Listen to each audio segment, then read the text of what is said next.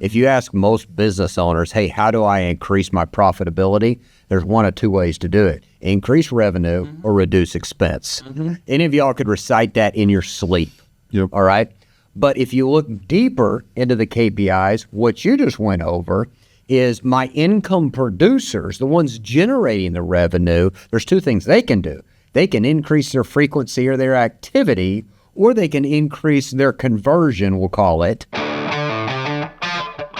Hey everyone, welcome to Crossroad Conversations with the Lewis Brothers, where we aim to share real stories about running a successful family business, working through adversity, and pouring back into the community that keeps our door open. We're your hosts, Matt, Shelby, and Taylor, and we bring you relevant local business advice and automotive insights that are sure to change the way you look at running a business, and maybe even throw in a plug for you to do business with us.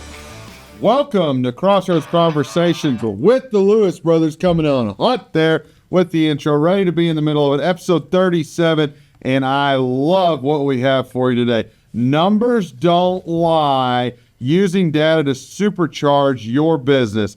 Oh, this is going to be so much fun diving into, but numbers don't lie. Somebody can tell you whatever they want, but whenever it gets down to the facts... But is it written on the box? It's like Come on, Tommy boy. Yes. Always like, okay, well, let's turn to page 32. Let's check here. What do you have to say about this? What happened here? And not even emotionally or anything else, but we're going to get so deep into this. But before we do that, Matt, what happened? I got to recap, even though I'm itching to talk about. You already fired us up to talk about this week. I'm just telling you out there, listeners, don't hit seek or change or whatever you do on your device you want to hear about today. We're not only going to talk about numbers, but then how it relates. But, oh, yeah, you asked me to talk about last week. Recap of last week. Hey, if you didn't see last week, episode 36, it was really good in a different sense of, we've talked about being progressive before, but we dove into the subject of AI.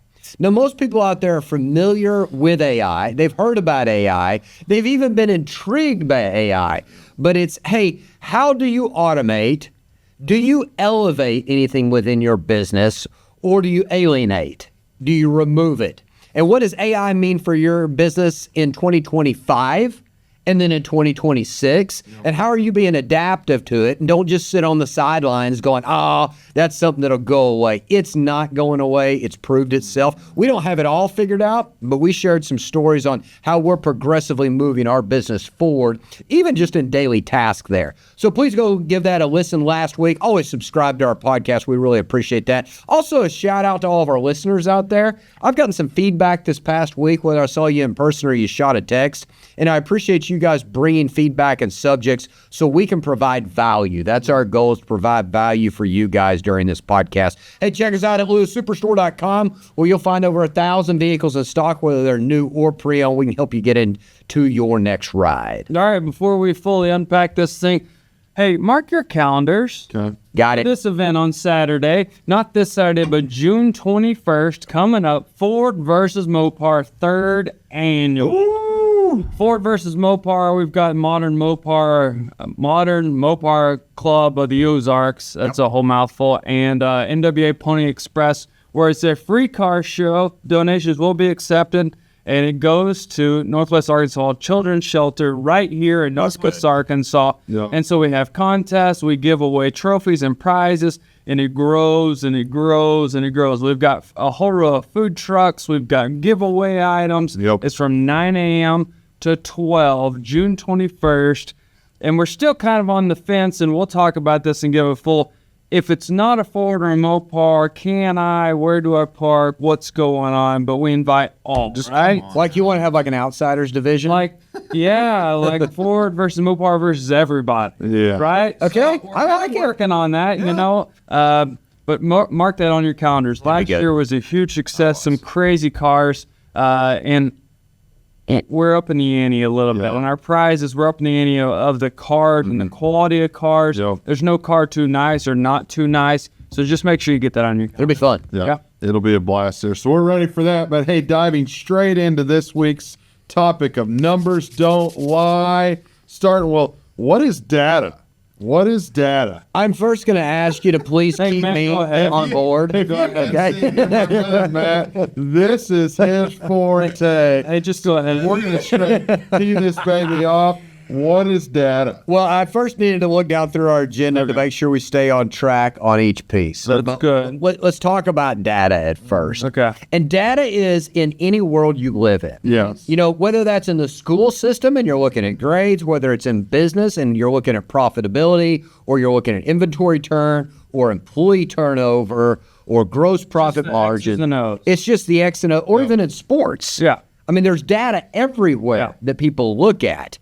And why it's important to your business, because if you don't understand non-emotionally, okay? Just facts. Just facts. Take out whether you think you killed it or not. Just facts. Was it where you needed to be? Was it trending, which is even more important to me? Was it trending progressively forward? Was it staying the same, or was it going backwards?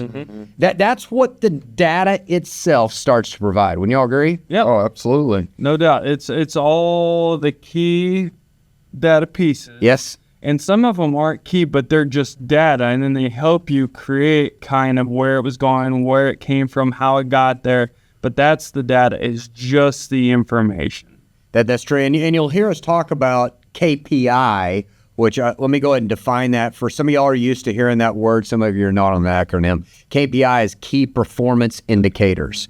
So what you look for there is the data that if you adjusted it or enhanced it or improved it would actually make a difference in your business. So we sold X amount of vehicles. Okay? So that's the end result. Okay? And then how many outbound phone calls, Yes. how many showroom ups, how much money was spent on advertising, how much inventory was available in stock, how many service customers, the end result, but then all the key performance indicators. That's right. That's right. What I think would be helpful for our audience, and I want to do this but not take too much time, is each of us take a department and just real quick, like 30 to 45 seconds, give a rundown of here's the results, but here's some of the KPIs we look at to get to the results. Okay. You know, I can start off, and then Taylor, we'll jump over to you in the sales department, and then Shelby, we can come back over to you maybe in service, and then we'll finish up with parts. I'm going to talk about overall dealership operations, some of those things that are really important to us. Obviously, everybody wants to talk about profitability. Now, profitability is just the outcome and the result, no different than what Shelby was talking about. It's the score on the scoreboard. It's not necessarily the KPI I'm looking at. The KPIs, I want to look at what drives that number up or down. That's what's important. Yeah. So overall, dealership-wise, we're going to look at, hey, how did we do on cash flow? That's a KPI for us. And when I look at cash flow, I want to look at our aging of our accounts. You know, so from our rebates that are hanging out there from the manufacturers, our warranty payments, our contracts in transit that have not been paid yet, you know, any of our other additional incentives, any of that stuff. Also, our frozen capital, which is in our inventories, and we'll get into this, but new inventory, used inventory, parts inventory, how many times that turns, that's a KPI. And then here's the biggest one in the room, and this relates to something we were talking about in a previous episode, is employee turnover. Because that is our largest expense in the dealership is payroll. If we can reduce employee turnover, that's a huge KPI that can then lead to a higher bottom line profit. Why don't you walk them through sales, some of the KPIs we look at? You know, the biggest deal on sales is we always start out whenever we're forecasting for the month and you say, hey, this is my number, so let's set it up at 100 new and 120 used. Well, then, you know, whenever you step back and look at it, hey, how am I going to achieve this? Well, you start just like Matt's talking about, of putting your KPIs in there, of then breaking down to look and seeing how many managers do I have set out in the department? Okay, how can they manage these number of X effectively? So whether it would be 8 of them could be managed by one single manager. Well, then I break it all the way down to salespeople, how many I have in each department to be able to achieve that. Because a big number is not achieved by absolutely just biting away at the big number. You really start to grab momentum on it if you put in a big snowball effect of starting, hey, I need each individual salesperson. I have 20 salespeople that are on new and used of a Ford side. And to hit that goal of 220, I know I need, would be quick on there, 10, 12 each person. So then you're able to sit down and then go through with your manager and say, hey, John, Rob, and Thomas, they're all going to need 12. You have to manage from here and set forth. So we've really figured out with data, I'm not managing the whole number. Sure. I'm more so managing each individual person through the process, and that really breaks it down to make it manageable. Because majority of people, whenever you give them a big, lofty goal, it daunts them and it makes them, oh, gosh, there's no way I could ever hit that. We went through that this past month whenever we went through Ultimate Challenge. But every single day, grabbing it, knowing this day had to stand by itself, we were able to achieve that goal by getting all of those KPIs in there. Would be daily phone calls, daily texts, daily appointment set that would achieve what our daily track, our daily goal was. And that's how we were able to go through and really become wildly successful in the month of March by managing those specific things. I think a key point there that Taylor just went over, if you heard, it's like, okay, here's the overall store sales goal. Then when we divide it by X amount of salespeople, this is the average per salesperson. But that's still just the scoreboard. That's it. And then if you heard about the last piece he talked about was their daily activities that equal up to the results. So those are the KPIs that then we tell the sales managers, it's not rah, rah, rah, sell more cars today. It's rah, rah, rah, go manage the KPIs and the activities. And you said those are phone calls, those are text, those are emails, those are appointment sets, they're videos that go out. So those are the KPIs that will move the scoreboard number up there. And let me tell you the two thing about that as well, because if you're just going through saying, hey, let's sell, let's sell, let's sell. We went through this in a sales meeting yesterday. Anyone that you walk up to in management and you walk up and say, hey, how can I help you? They're going to say, oh, no, I'm good. They're going to push you on. But if you sit down and say, hey, let's make these 5 phone calls together. Hey, let's send these 5 emails out.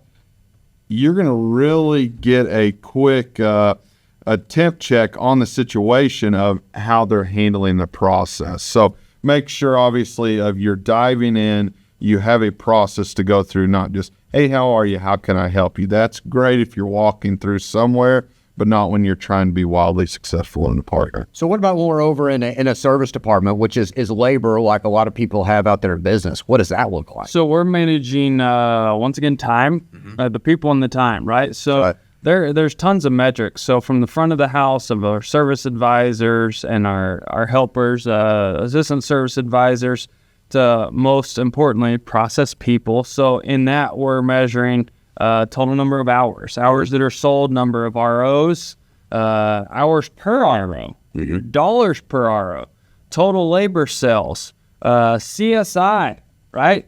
So how does the consumer feel that we did? How is the experience? We're looking at surveys. We're looking at effective labor rate. So of the dollars sold versus how much time was sold, what does that end up being effective labor rate? And then on the back side is the shop. So we look at the shop and the technicians. We look at X amount of bays in the shop. We look at X amount of techs. And so then we get a proficiency and an efficiency score of each tech in each bay and see, because a lot of times like, yeah, he was busy. Yeah, she did a lot. Or, you know, like in the month of March or April, both of those, we did over 1,800 ROs and I'm talking Ford specifically, sold over 4,000 hours of labor. Wow, that's a lot. That's busy. But is it? So then we start looking and we have all the data that breaks that down. And it's visual for the service advisors to see it. And it's visual for the technicians to see. And then it's a little bit gamified. So it's me versus you, right? To keep it competitive, and it's visual in front of them. So then we'll look and see say the job pays 2 hours. Let's say call an alignment. Alignment pays 2 hours. Customer paid 2 hours. How long did it take you to do the job? So are you right on time, or do you have enough tenure? You talked about your employees and the value of that. The more they've been around, the more trained that you've trained them, the more efficient they become, And that's not so the customer can pay less. You get a better product and you get some of your time back. That's right. Right? So then if they can do that job in 1.2 hours or 1.3 hours, and that's not a moment where you say, hey, it only took 1.3 hours, can I pay 1.3? Sure. No, you're paying for his experience as well, and you get your time back. Yeah. And so then that allows them to, we look at a metrics of shop available hours versus total shop hours sold. Yep. So were we efficient or proficient within what we had available, the people we had available, in the time that we sold? Two things there, Shelby, for the audience that I'm going to slow you down. We talk about it all the time, but they may not understand is two of those things are the employees you have, how are they doing on their efficiency on what they're producing? Yep. But then the building, the business we have, how did it do overall at its capacity? Yep. And then that tells you of we could actually hire some more and expand here. But those are two different things that a lot of times it gets murky and they just look at the technician side and not the capacity of the business. Yeah, and oftentimes, so we set a goal for technicians. They need to turn X amount of hours per day, per week, per month. And you generally start that metric at 40 hours per week, which would be an 8-hour clock day. And that would kind of set your standard. And based on how tenured that employer, how certified that technician was, then you would adjust that scale. Because some of them get a crazy 90 plus hours a week because they're really efficient. And so you measure each individual tech and help them move that metric to be more efficient without being too fast that you get a bad product, that you get comebacks. But then, as you said, as the whole department, you will look at capacity. So you'll take a 22 working month. This one, okay. Store. Yep. So 22 working days during the month. Then you'll take the amount of bays. Okay. So let's say 24 bays. Okay. So you got 22 by 24. Yep.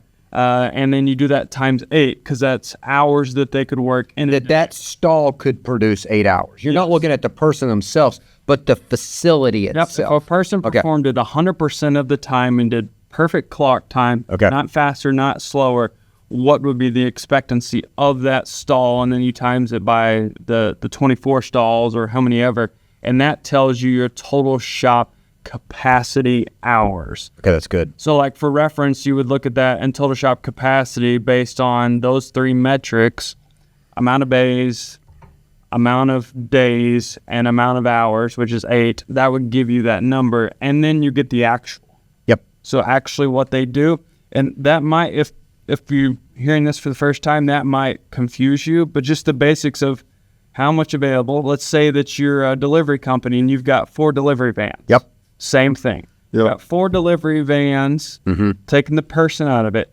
How many days a month do you work and how many hours a day do they work? That's right. And then you base that off of actual time that they're doing. Now, it's a little bit different if they're just driving. They can easily hit the 8 hours. Yeah, but it could be, somebody could be looking at that, and we'll even break down a little bit more, and then we'll keep moving to the next subject is, let's say they just have 4 drivers, but they look out there on their yard and they've got 6 trucks. Yep. You know, those 4 drivers might be as efficient as you want them to be. They might just be so busy. But you got 2 trucks sitting idle that be cranking out per each at 8 hours additional day. And then the other metric you have to look at is your X amount of orders. So the demand for labor. Yeah. The demand for labor. If you call your business right now as a secret shopper and say, hey, I need your service, when can you get to me? Sure. And I don't care what you do. And if the person on the phone says, hey, we can't get to you for 2 weeks, you have a higher demand. You have to increase your capacity by adding another truck, adding another person, or increase efficiency. Yep. So those are some of the, without going fully in a rabbit hole, those are basic KPIs within service that we look at on the daily basis to look and see, and then see cost of labor, cost of, to get the service performed, does it stay profitable? So let me jump on the parts side too, just because we're trying to give a 360-degree view here from up top, the whole organization, in the sales department, in service, which has to do with labor, which is the same as a lot of businesses out there. Now I want to talk about parts because that has to do with inventory. So in parts, some of the KPIs we look at is obviously we look at how much did we sell? So what's our sales data look like? And then under that, what's our gross? What's our gross percentage? And then we break that down. Shelby was talking about the working days. We look at gross per day. And then we'll even look at, okay, if that department is responsible for $7,000 worth of gross per day, how many people do I have generating that? Well, if I have 3 counter people or 4 counter people, I'm not counting people in that department that are not revenue generating. So if I have somebody that's receiving in shipments and stocking that and doing warehouse, they're supporting revenue generating. Yeah. So if I got 3 people that are actually generating the revenue, and I take 7,000 and I divide that by 3, each one of them is responsible for producing about $2,333 a day in gross. The other things we will look at there, depending upon what manufacturer programs we got going on, is, hey, what's our stock compliance? How many of the parts are we selling loyalty that has to do with the manufacturer? Then we also look at fill rate. Fill rate's really important because parts' largest customer is the shop. It is. The higher our fill rate is, and fill rate for you guys out there is when it's requested by somebody. I need brake pads. Yeah, I need brake pads. What percentage of the time can we fill that order without having to order it? Yes. So the higher our fill rate is, the more productive our technicians stay, which then adds to that other equation. And then we also track things too, like lost sales. So our computer system, if you requested the brake pads, I didn't have them, I got to mark them in the computer that I didn't have it, so then that's a lost sales. That then helps me to track our orders on what we need to increase stocking level-wise to reduce our lost sales to up our fill rate. So those are just a few examples of all the things we look at in the different departments on KPIs that move the needle, Before we go on to the next segment, I just do want to point out here and get y'all's thoughts on data is a very slippery slope because there's a ton of it out there. You have to run it through the filter of, will it move the needle? Yeah. Or am I just digging into this and getting wowed by the figures? Because if it's not something that you can quantify and that you actually can share with your team, which we're going to talk about action here in a minute, then what good is it? Like, don't spend a ton of time inundating and drowning everybody with data that doesn't help them move the mark in their department. So basically, probably the easiest way to recap that is if you got someone who is highly educated, like, no pun intended, but a nerd in that, and they start talking to you and you say, whoa there, buddy. Yep. You put that into layman's terms for me. Like, how do you land the airplane? What do I do with that? And we'll talk about that in action, but realizing that your data, like, don't get too far down the rabbit hole. Now you have to look for it to know, hey, is there something like the fill rate? Oftentimes they'll trick that a little bit, but if they can fill it the same day, then still 100% fill it. It's like, no, because then the customer had to wait or the technician had to pull the car out of the bay and put it back in. So you have to go deep enough to really, really know, but then you don't have to regurgitate all of that. That's true. That's absolutely. Hey, we'll diving into it because we've absolutely killed that first part of it. We've got a little bit different for fun fact quiz of the week. You're going to need to write these down because I've got a couple. I'll let you get your thing there before I absolutely start blasting. So we don't answer out loud. So you've got multiple questions. They're coming at you. You're going to have 5 total. I'm going to give you the question and the options. Put down your answer. We'll follow back up at the end and we'll see who got it. Okay. Starting and kicking her off there. What is the name of the device that measures the distance a vehicle has traveled? A, I got it. Tachometer, B, speedometer, C, odometer, or D, fuel gauge. Write it down and keep it to yourself. Yeah, I'm going to come back to you in a little bit. Question 2. What German engineer is wildly credited with inventing the first practical automobile powered by an internal combustion engine? A, Henry Ford, B, Ferdinand Porsche, C, Carl Benz, or D, Gottlieb Daimler? Yeah, I got that one. Yeah, okay. Question 3, slightly more challenging here. What does the acronym VIN stand for when referring to a vehicle? A, vehicle identification number, B, vehicle insurance number, C, voluntary inspection notice, or D, vehicle inventory number? Kind of really, yeah. Oh, sure. Is this test over? Not yet. It's multiple choice. It'll be fun. Question 4, what is the primary purpose of a car's headlights? Okay, go ahead. A, to signal turns, B, to indicate braking, C, to illuminate the road ahead, or D, to power the radio? Got it. Question Spotlight the 5. deer. Yeah, spotlight the deer. Hold that to yourself. That's back roads. Question 5, medium. Which of these iconic American muscle cars is known for its shaker hood scoop? Chevrolet Camaro, Ford Mustang, Plymouth Hemi Cuda, or Dodge Challenger? Got it. 5 questions. I got it. You got it marked on for the there. win. We're going to come back into it. Okay. Rolling into data, continuing and turning it into action. Yeah, so our next part here, we want to talk about data into action. That first part was, again, to really discover the data and then share it with your team. Before we go into the action here, I do want to remind everybody, like, once you figure out the data that you're using, stay consistent. I do want to say that because your employees, you're throwing a lot at them and you're asking them to run their departments, hit the CSI markers, have quality work, and if you hit them with one set of data on a Monday, and then on a Wednesday you think you found something else and it's completely different that you want to send them down that way, and then Friday something completely different, they're going to give up because you're pulling them too many different directions. Kind of like and I've been key proponent of that exact thing because when your mind switches to start looking in that, know. you really get in it, and then you can Google Sheet and start doing this and color code it, and then it's great, right? But your mind's in it, and their mind might not be in it when they're in the middle of desking a deal or helping a customer. So think about a mock trial or a pre-race ritual, mock trial, anything before you say, hey, look at all this data, and you can just be like, hey, give me your thoughts on this. But without giving it to them with the action, you need to run that. And just like stewing, like our dad taught us, you need to run it then the next day, then the next day, and then the next day, and look at it and say, okay, did it change? What changed it? And how does it help my team? I think that's so good. And it's, I chuckled over it because I was exactly what you're saying. I was getting ready to talk about like thinking about it for a little bit. And we talk about that with customer resolution, how we react to things. The power of pause is so big. And unless the building's on fire, you don't have to take action right this second. And a lot of times when you think about it overnight and you're on to something else, you're like, okay, I know I was really excited about what I found, but I need to reduce that down to 3 things. And is it consistent with what I've been going over? Or do I need to, it's okay to change, but you need to replace something else. Don't stack on it. Yes. Don't stack on top of that.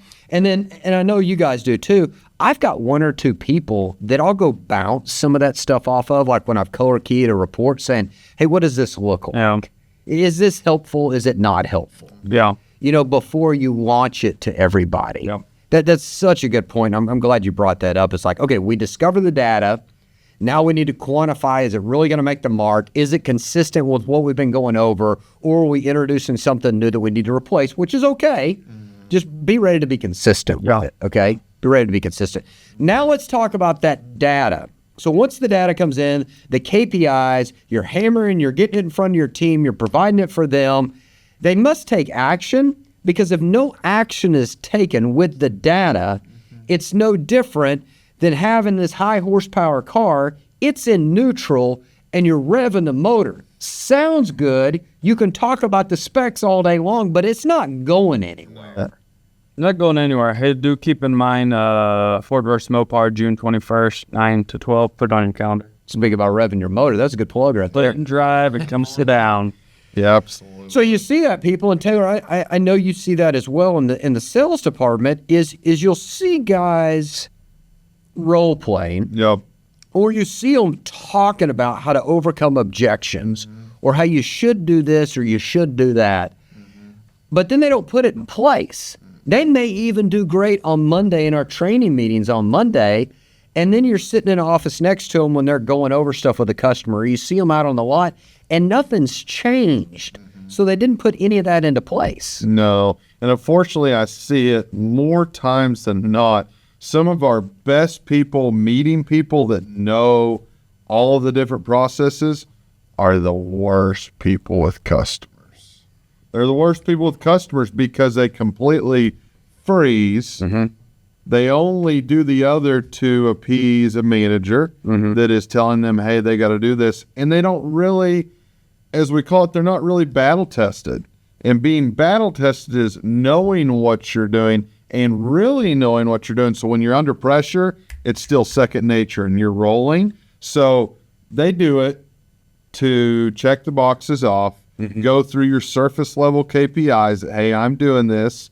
Whenever you're like, no, I'm doing this to help you, or we're not doing this so you can come to work and check it off and go home. No, that's not going to make you successful. So when you circle back around with them and you really start to put pressure on them of, hey, I'm going to help you through this circumstance of rapid firing different circumstances to them and walking them through, that's when you really start to see them shine. And then guess what? Whenever they're doing all of those things, your results, no different than we talked about before of worrying what you're doing or anything else, if you help them achieve greatness in that area as far as their daily practicing, their daily PDRing with any of their accountability partners, it produces the results that you're looking for on this whole other side over here. You know, that's so funny because I just talked about that yesterday in our sales meeting, and we've gone off the data so we can back into if you need to sell 12 cars based on your information in the system, you need to make. And it's funny because it ranges so far. And I remember pulling this a couple of years ago and giving the guys the game plan, but getting below that surface level. But I said, hey, look, there's two things that we need to do today to be super successful. And one is to be much better at what we're doing, like be better at it. And the example I gave was, you say you make your phone calls to your customers. We're not spamming you, not calling you to sell you more insurance. We're just calling to check on you and see if there's something relevant we can help with. So a bad phone call, but a phone call completed would say, hey, this is Shelby at Lewis Ford. Hey, do you need help with anything with your vehicle? And the answer would be, no, I'm good. I'm good. And say, hey, would you possibly interested in coming down for a free car wash? The answer would be like, no, I'm good. And then most of them say, okay, I made the phone call, I'm good. But they're like, no, I'm advanced. And so they go for the third one, like, hey, would you be interested in possibly selling your vehicle? And they say, no, I'm great. I love my vehicle. It's like, okay, perfect. Well, on Fridays, we have food trucks Friday. Would you be interested in coming down, getting your car washed, getting some coffee, and just coming and hanging out? And be like, hey, you know, if I'm in the area, but that means no, right? They're not going to. So they maybe would ask 4 or 5 questions. They would complete that phone call and say, I'm good. Yep. And it's like, can you be a little more laser precise and actually feel like a human and ask that question and just be relatable and real? Like, hey, it's me. Remember, I'm the guy that took care of you here. Hey, how's your vehicle? Hey, when's the last time you came by our store? And so I talked about the 39-cent cup of coffee you can get at a gas station versus when you get it at a high-end store and they put all the cream and all the sugar and the like it, love it, gotta have it, and it's $15 to $18. Yep. No. It's the same coffee bean generally. No. And so it's the same phone call completed, but it's a whole different experience. And so then we said based on the metrics, so it's funny, we looked at the total metrics and we're like, well, Larry makes 1,200 phone calls a month. And on the surface level, that KPI is like, he's killing it. But then if you go all the way to the far right, he only sold 9 cars. Well, Jerry down here only made 400 phone calls, but he sold 28. And so if you back into the metrics, he needs to make 300 phone calls to sell 1 car. Yeah. And this guy can only has to make 12. So 2 things I told him of action items of the data. Be better at your activity and do more activity. That's so good. I'm going to walk the audience rapidly through our salespeople that we put in place on helping them with their individual KPIs. What we did find out with KPIs is, you know, we have the association of NADA, you know, we even have AADA, and we even have our group that we can take the average as our group on how many phone calls, texts, so on and so forth it takes. But what we saw from our individuals when we went over group data like that or averages, they're like, yeah, but I'm better at that. Right. That's not me. Right. So what we do now is take the previous month's activities to get how many of each of the KPIs it takes for them to do to sell a car. We put it in a mathematical equation, and then we say, hey, how many do you want to sell this month?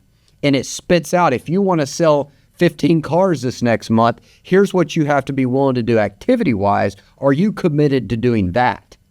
The question is not, are you committed to selling 15 cars? It's, are you committed to the activities? And the cool thing of this, because almost the majority, a large amount of our people that work here, their income is directly tied to their performance. That's right.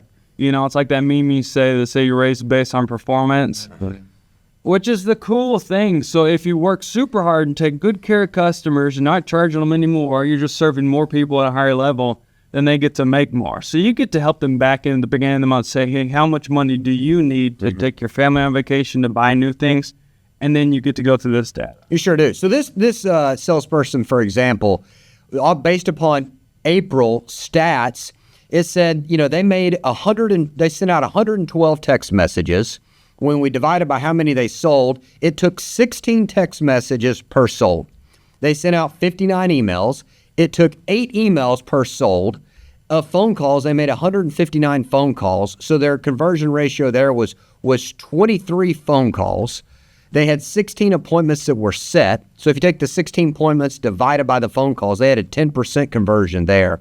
On the appointment show, 5 of their appointments show, so they only had a 31% conversion ratio on appointments that showed. I'm not saying all these numbers are great. These are just this is their data. They had a total of additional 9 visits, so they had 14 visits to the dealership. Their visits to sold was 2 to 1. And what we're trying to do there is say, hey, this is a mathematical equation. And instead of thinking, hey, I've got to sell this customer and then being let down because of a credit score or a situation or financially, whatever it is, it's just a mathematical equation. No, they told me I got to do 16 texts based upon my performance to get my next sold. But then what you were talking about, it also shows, hey, I set 16 appointments last month, only 5 of them sold. You know, the industry average is I should be at about a 50% conversion ratio. If I could get to there, that would increase that to 8 appointments that showed instead of 5. So let me work on my skill set on the phone to set a better appointment that shows. So then we take that data. This person wanted to sell 15 this next month. We said, based upon your data, if you want to sell 15, we not only look at the month total, but then we break it down to the days they're here. So that every day somebody has a game plan of what they need to do. A manager can manage their activities based upon them. So this person to sell 15, they need total visits per day to do that, 1.3. Appointments needed per day, 1.5. Calls they need to do today, 14.8. Emails sent out, 5.5. And texts at 10.4. Now, I know garbage in, garbage out. Yep. So it has to be proper data. It does. Kind of goes back to a little bit of AI or just systems. That's right. Like the more you can automate, less chance for maybe a little error, some fudgery. Absolutely. But once you get the good data in there, then that's a bite-sized piece. And as a manager, I just have to check this off. that's all I do. And as a manager, I can better manage. Yep. I can say, hey, this person to help them sell 15 cars, it's not rah, rah, rah, drink a Red Bull, let's go. What do you got going on? It's better questions. It's, hey, to stay on track, remember we did this off. You need 1.3 visits today, 1.5 appointments, 14.8 phone calls, 5.5 emails, and 10.4 text. I'm not saying that those numbers are good, bad, or ugly, but what I'm saying is those are the facts. Facts. What we have found, and we're not there yet, but our data's getting better, is once we review this and it becomes a regular we talk about with our employees, they're now committed to getting better data in there. Yeah, because it's going on the screen in front of everybody. Remember the gamify? And they're like, oh, that looks awful. One, I didn't do as much. So think about this in layman's term of that data and how to help them.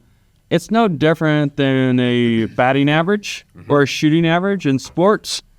That 2 things that you should do. You know that you're batting 600, you know? So I think in layman's terms, that means for 1,000 times that you bat, you hit 600 times. Is that about right? Yep. Okay. So then the shooting average, you know, if you're shooting 75%, if you shoot 100 shots, 75 go in, whatever that may be.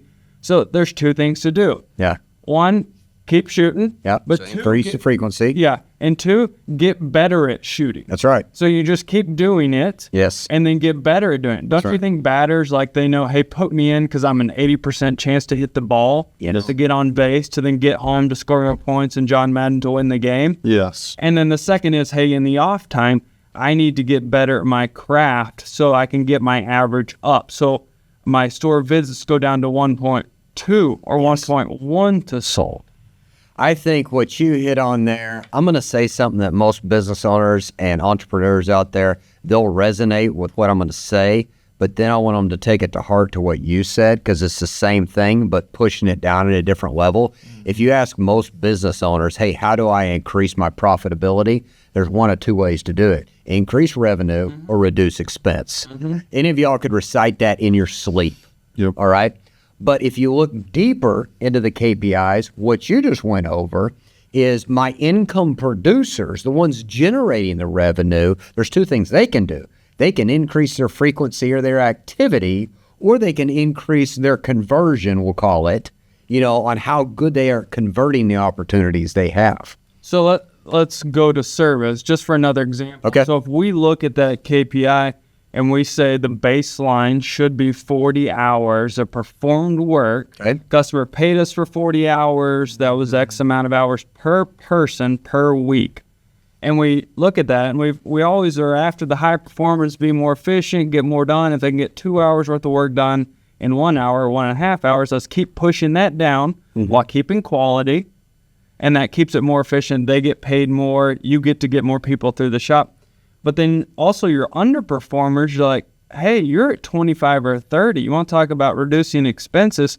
They're increasing your expenses because you're having to pay for them to be there, and they're slowing down the time that a customer can get in to see you, because the job only paid 1 hour and it's taking them 1.5 or 1.75 or 2 hours to get the job done.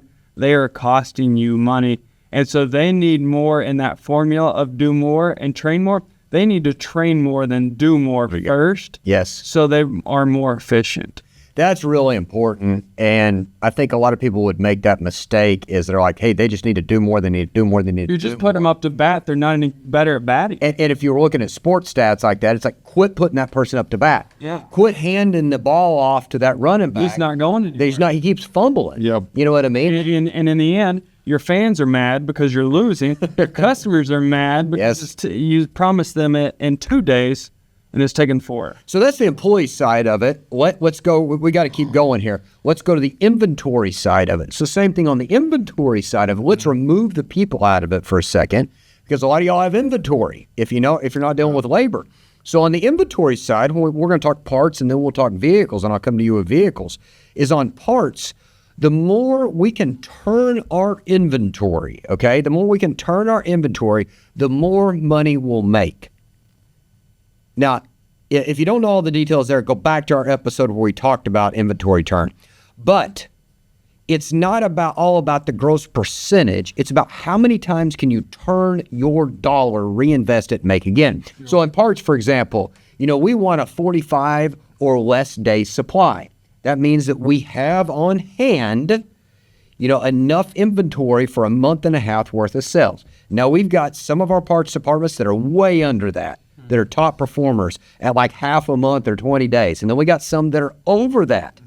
But you also want to simultaneously look at that as how's their fill rate. It's a tricky equation because it costs money. Yes. And obsolescent parts and cost to carry the parts. So you say, I want my fill ratio as close to 100% as possible. So when someone asks for it, we have it, right? That's right. And that would be a tire warehouse the size of Walmart. That's right. Right? So that if someone asks for it, whatever brand, whatever size, we've got it, right? So that would be an amazing fill rate. But then the inventory turn, your dollars are just frozen. Like, nobody want the Wan Lee 37, 1250 by 22 by 18 wide by outside tread, no inside. And so you have to find that, and that's a metric we constantly chase of having the right amount of inventory so you don't miss. So when someone shows up driving through town and says, hey, I need this tire. Yep. I need oil change on this. Do you have this filter? I need these wipers. That you can fill majority. There you the go. key word is majority, not one-off situations. Majority, and that's by data and metrics without having a huge depth of inventory. That's such you can get yourself in such a deep hole there. You must concentrate on data and majority when stocking inventory. Emotionless. Yeah. Okay? No emotion. No emotion. No emotion at all. I'm just telling you, if you look at turn versus gross profit, think about this. If you had $1,000 okay? If you had $1,000 that you invested, think about that in a part and think about that in investments, whether it's a mutual fund or stocks or whatever. If that thing went 6 months and earned 0 return, would you be happy with that?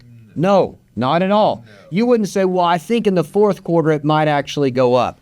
However, some of y'all are holding on to a piece of inventory because you got to get it to hit a certain percentage going, somebody will come buy it for that. Meanwhile, you could have turned it twice. Yes, you could have. So think about if you sell cups or if you sell shirts. Nope. Don't order from the teeny tiny just because they offer it. Nope. They offer it because they hadn't made it yet. That's right. But they offer the 1T up to the 7XL.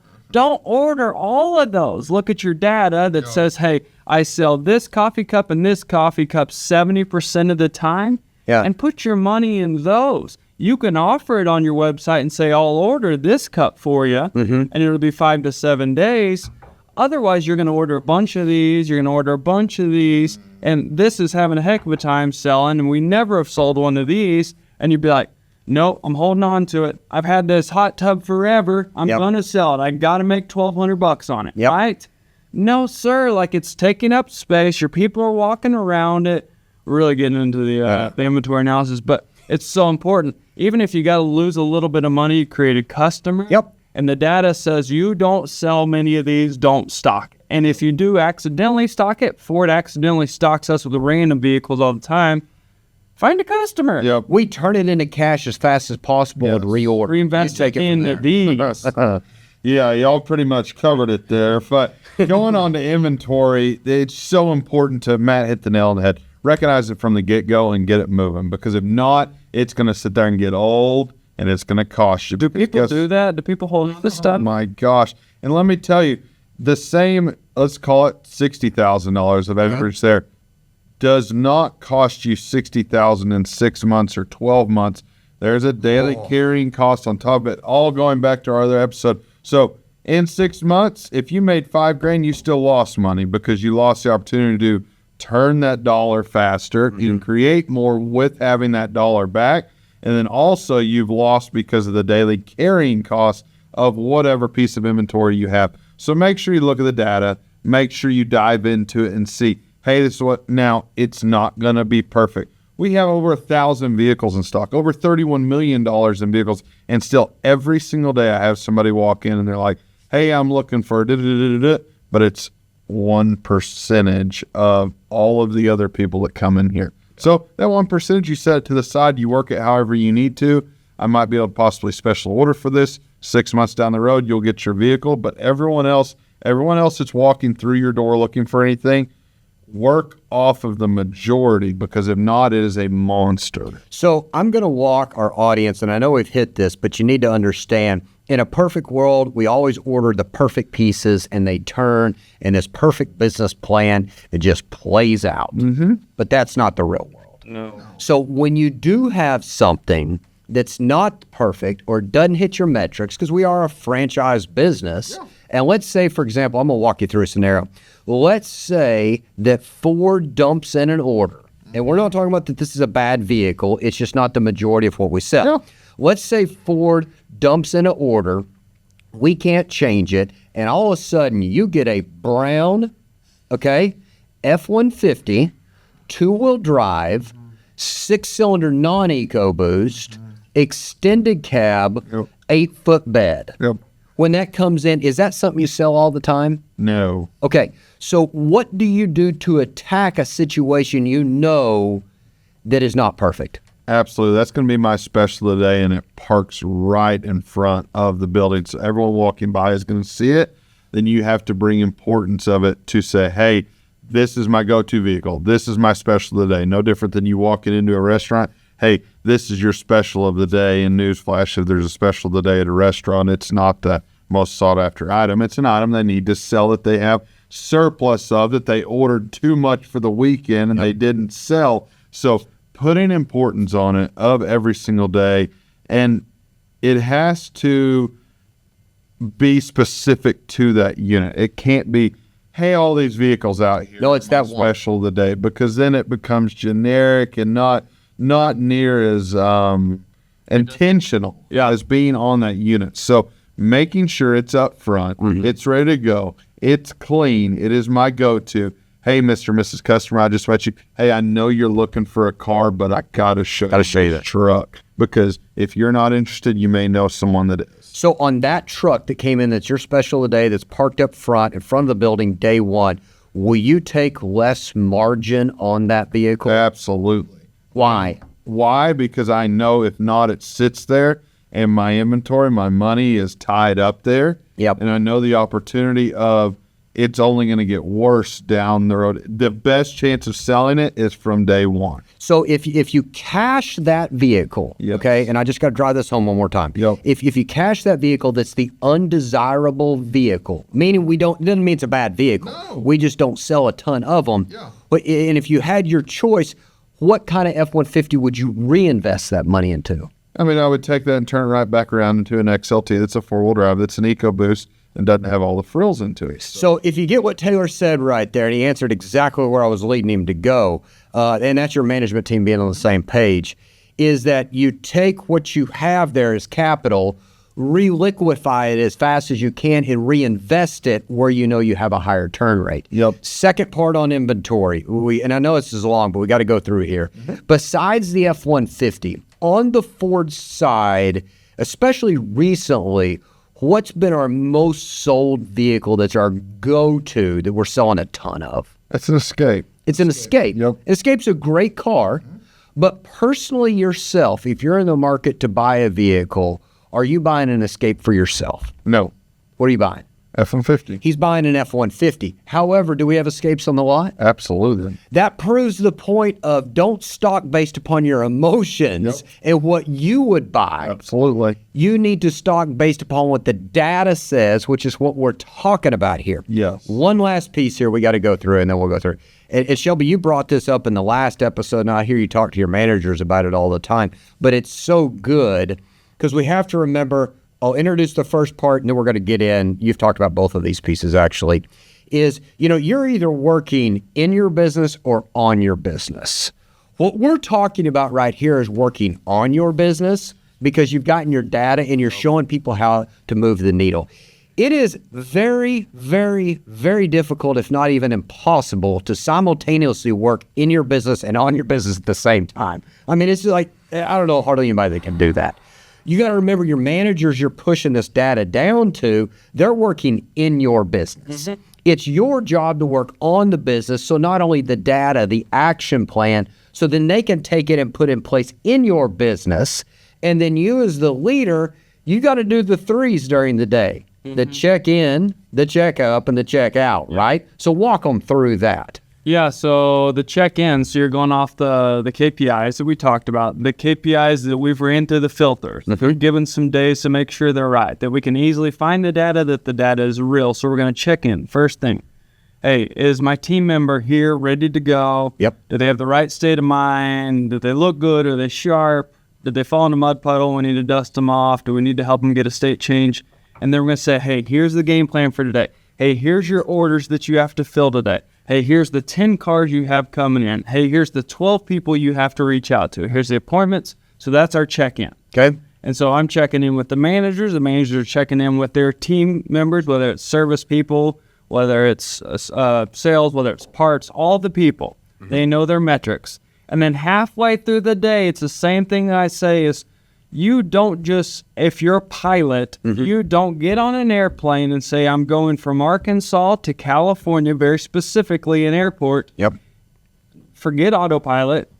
You don't hop on the airplane, shoot it in the air, and wait till you get to California. Just sit back. And say, hey, am I in the right area? Because it's a little adjustment. Think about this. From Arkansas to California, there's a little adjustment. You'd end up in Mexico. You'd be up in Canada, right? Yeah. So that comes with the check-in. Okay. You're maybe like right after lunch. Right after lunch. All right. Hey, and it's not, hey, how you doing? How was lunch? How's your mama doing? No. It's, hey, let's look at the info real quick and see how it's going. Yep. Show me how it's going, and that's going to be in their space. That's going to be at the technician's work area. That's going to be where the salespeople are working on. That's going to be at the service advisor's desk, and I'm going to say, hey, show me how's the day going so far, how your appointment's showing up, Hey, who have you been able to make sure that we get their vehicle service? Hey, who have you been able to offer this, and this? So that's your midday check-in, check-up. And then at the end of the day, we're going to do a check-out. Hey, let's recap the day. How did it go? And this does so many metrics. It tells them you are paying attention. It's important. And then they push that down to the customer. Hey, this is important. Yes. That you hold your schedule, that we take care of you, that we're mindful. The technicians know, hey, it's important that I don't say I'll get to that tomorrow because someone's counting on it today. And for the salespeople, it's important to know that today I greeted these people and served them at the highest level and that there are eyes watching. So the check-in, check-up, check-out is so important. You would definitely check to see, is the boat going in the right direction? Is the airplane going in the right direction? Why don't you do that in your business? Thanks for reviewing that, because that's so important. On top of that, you got to make sure when you're doing those three that it's consistent. It's the data you already talked about. It's the game plan on the KPIs to move it. And then it's just repeat that you're talking about throughout the day. And that's so important you say consistent and repeat. Because like when I'm designing, yesterday I was fine-tuning my training for Monday. And I try to always bring something of relevance. Sure. I try to make it all relevant, but something that's trending of relevant. And so I was talking social, like how do we sell via social?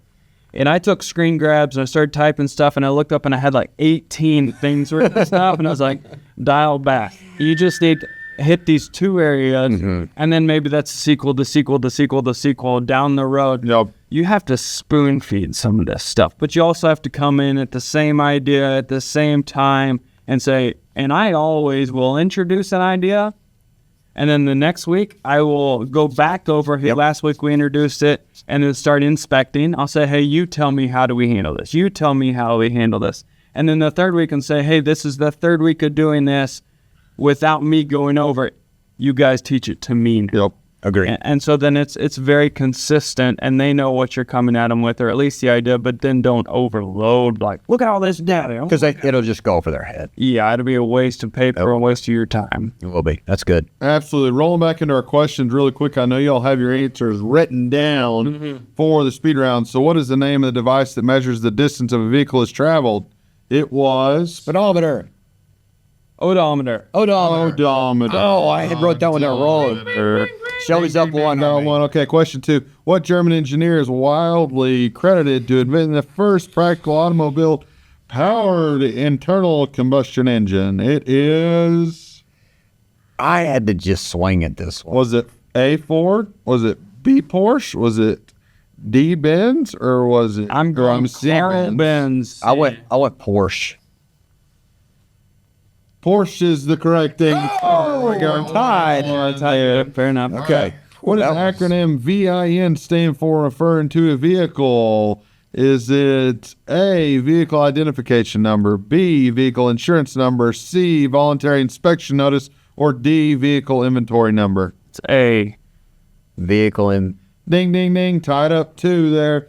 Question 4. What is the primary purpose of a car's headlights? To signal turns, to indicate braking, to illuminate the road ahead, or to power the radio? Illuminate the road ahead. C, illuminate the road ahead. 3 on 3. Which of these iconic American muscle cars was known for the Shaker hood? Oh, it could be a couple options. I know. I really think I have mine, but I got to been re-listen. 2 different ones. It has. So I guess I don't know the years. Go through it one more time. So we are Chevrolet Camaro, Okay, it's not that. B, Ford Mustang, That's one. Okay, that's in there. C, Plymouth Hemi Cuda, or D, Dodge Challenger. I don't know what year the Cuda had the Shaker, but I know for sure the Mustang did. But the Mustang, I don't think came until like 68, maybe in a Mach. Golly, we need Dad on this one. Yeah. You know, that's kind of before our generation. I got to stick with the Mustang there. At least I know for sure. I just don't know the year of when Mopar had theirs. Yeah, I'll just go for controversy. I'm going to go with the Cuda. The Cuda. It is Mustang. That's the iconic one that was known for it. I think Cuda. You got years on that? No, I don't have that. We'll get back to our producer there. We'll get back into there. So, follows off there. Fun fact questions of the day. rolling into it. Okay, data versus your business gut. Now, we've talked data for I don't know how long. It's been a few minutes. It's good. Because it's relevant. It It's is good. It's not overly sexy and people aren't always talking about it. No, but it's real. It's how the thing works. Hey, we still got 5 or 6 people engaged out there in the podcast world. Thank you. So data versus your business gut. So understanding all the data. Okay. But then we say it all the time. Do the manufacturers ever try to buy a car? Have they ever actually gone through the process? You're like, they have no clue how it works, right? It drives us nuts on the constant. Now that's in a closed door or in a car with the doors closed, because then you put your hat back on. You're like, this is amazing. This is outstanding. Let's go get them. But understanding the data versus your gut. So the gut comes with time, and it comes with failing a lot, a whole lot, but then bouncing it off of people. Hey, what do you think? Are these colors good? Is this data good? Is this too much? Is this not enough? And then you start to know, okay, data's this, gut's this. How do we come up with that? So what's your metric of how you do gut versus data? So I always look at the data. I allow it to simmer, like we're talking about. So then I can bring back in, I mean, my memory doesn't come back like that, of like going through stuff. I got 2 examples, one really relevant, but as far as recent, and one that's been around for a while. We deal with, both manufacturers will push us down what's the quickest turn or what you've been selling the most of based upon their data. But if it was all that they could produce, you got to use your gut to say, hey, I see the data, but actually what we want is this, and the reason their data is that way is because that's all they had available. Yeah. So you have to be able to use your gut there. And I talk about football here, is you have your head coach, and then you also have your offensive coordinator. And they both have laid out the plays to run, when to run. They even call the plays to go into the huddle. Yep. Yet you still rely on your quarterback when they come to the line to read the defense and the formations, to use their gut to, if they need to play call, if they got to call an audible, to shift in the middle of it, no matter what the data said. So you got to trust in that. That's really good, and I'll let Taylor cut this up a little bit and give his perspective. But if we give the manager and said, hey, you need to sell X amount, you need to sell at least 120 new cars this month.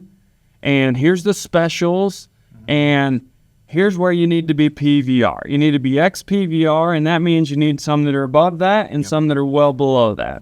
And so that's high level. Here's where we need to be. So then it comes to Taylor, and then Taylor gets with his team and says, hey, here's where we need to be. But sometimes there'll be deals that are outside of that, right? Generally outside and well below. A customer's, we're trying to sell for 52 and they offer 28 for whatever reason. So then talk through your gut, of how you say yes or no. Overall, and that's something we've definitely had to adapt and evolve to, realizing we're turning the needle up and we're moving more pieces of inventory out. But relating back to the last couple of months, we just went in the month of March, we were take every single deal. There's not a deal walking out. And then we looked at those metrics and I said, there's a couple of those deals we probably could have said no to that would have moved this metric up. Okay, but great news, we had that whole process moving there. Then we went to the next month, and this will happen a lot of times. I was like, no, I don't want to do that deal. So it was within my guidelines of whatever I set that my managers are okay of doing, and they more so wanted to make more money, so they were saying no to deals that were well below cost. Sure. But then I look up at the end of the month and we didn't do enough numbers. Hadn't accomplished what you needed to do. No, so it's a constant battle of being able to, hey, let's push on the gas a little bit but pull back.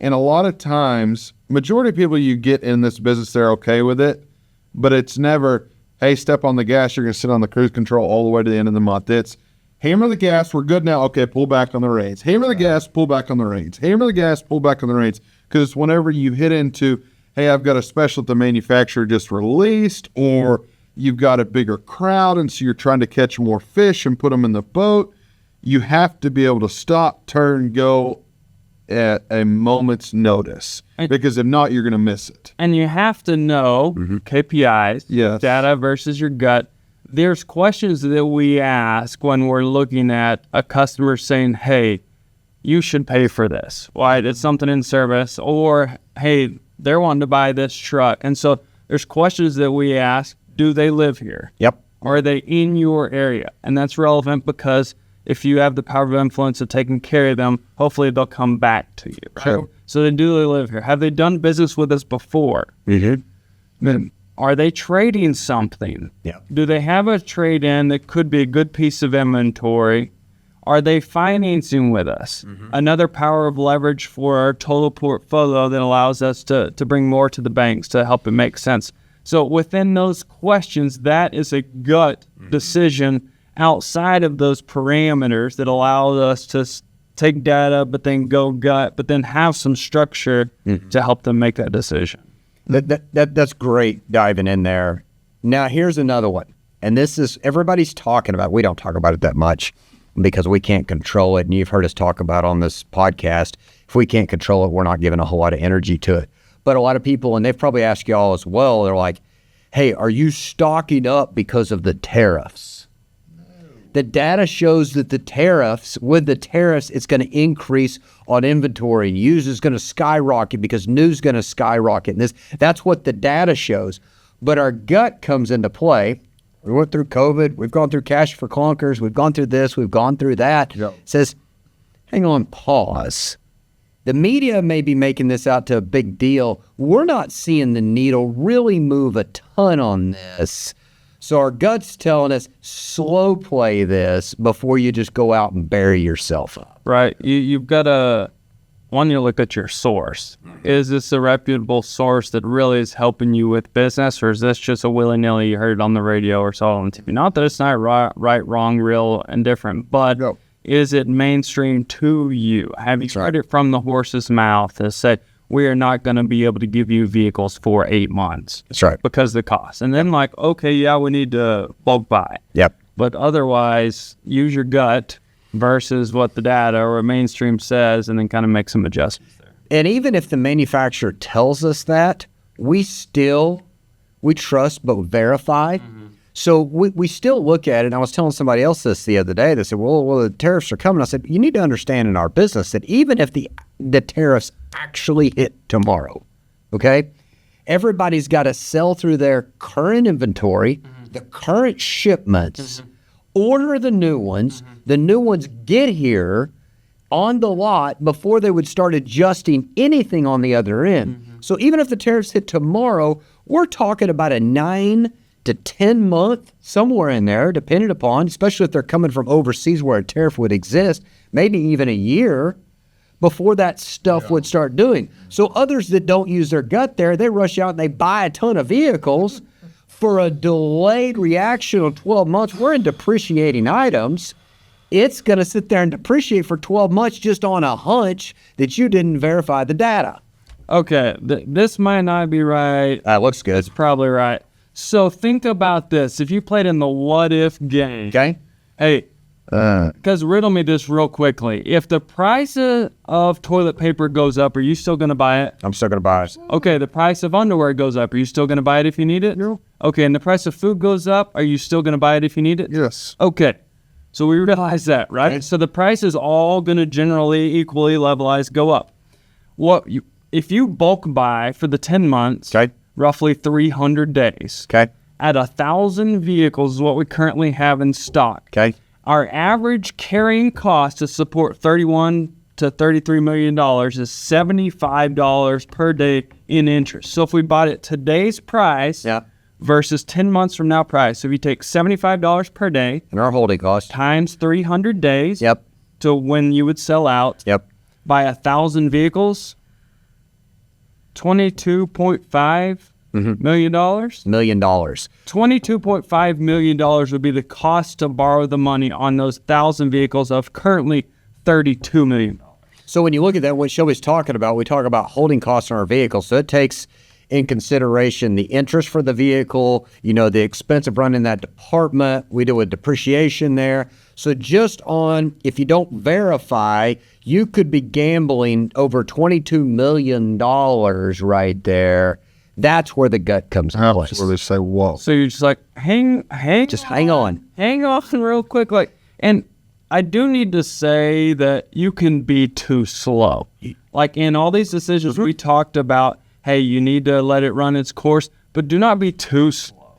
And I'll say, when you talk about the two different positions working in your business versus on your business, there's plenty of conversations that we have that are simmering in the background back here. It would say, hey, if we see that this keeps trending this way, or if this happens, let's be ready to put the game plan in place so we don't start planning for it then. Correct. But we might have a dozen game plans behind us in the closet, Go.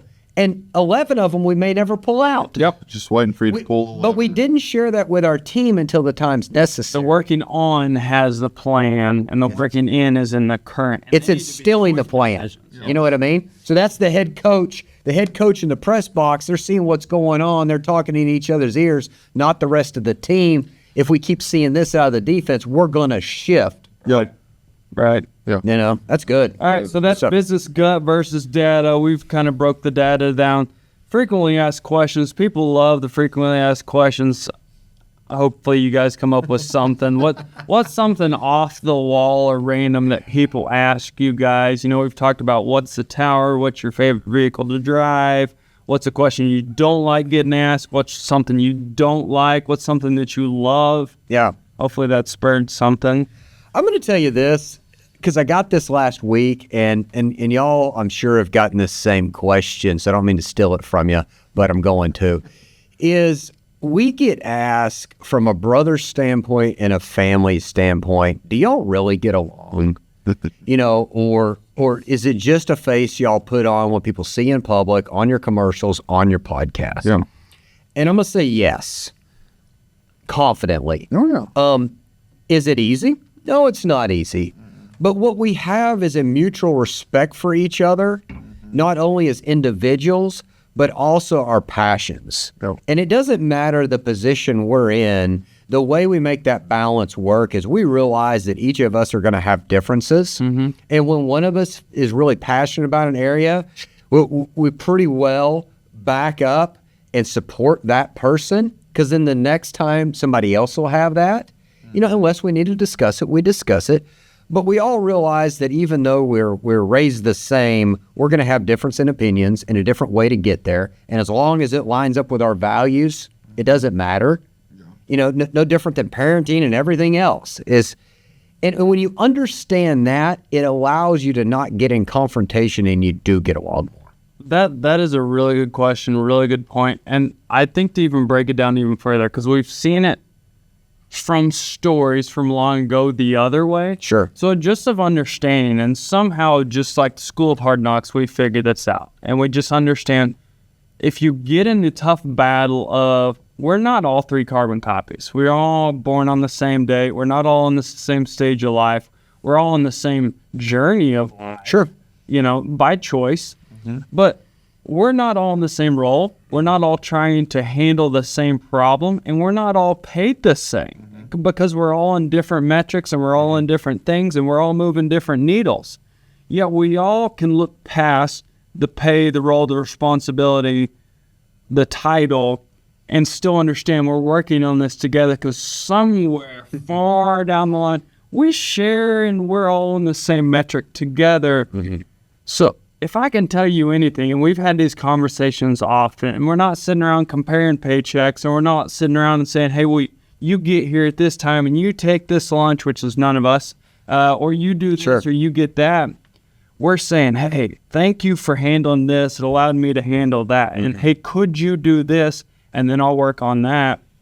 In the end, we know sometimes we just sit back like, can you really believe we're doing this right now? Yep. You know what I mean? So don't sit around and compare, because we hear it all the time. Like, That's bad. well, how much vacation do they get? We have family members, we have everyone else, and the relationship that we have and how we have respect for each other, no one understands it besides ourselves, and which is great, because we're who work with each other. I think mine, definitely goes off of that. But somebody asked me the other day, it was like, well, did you have to go into this?